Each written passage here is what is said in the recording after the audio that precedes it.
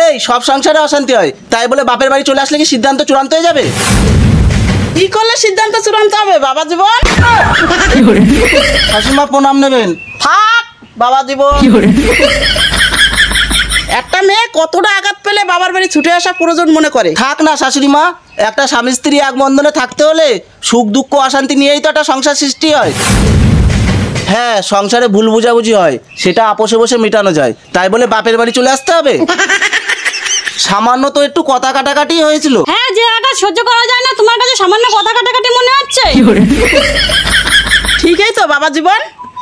স্বামী স্ত্রীর মধ্যে কথার বিষ যদি একবার হৃদয় গেঁথে যায় না, সেই সম্পর্কটা আস্তে আস্তে কিন্তু ফাটলের সৃষ্টি হয়। দুইজন দুইজনকে না দেখলে এক মুহূর্তও থাকতে পারে না, কিন্তু মাঝখানে ওই কথার বিষটাই মূল্যবান হয়ে দাঁড়ায়।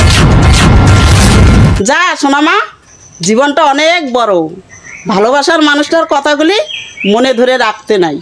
যাই করিস না কেন শান্তি পাবি না। ঠিকই বলেছো মা। এই চলো। কি হলো, চলো। হ্যাঁ।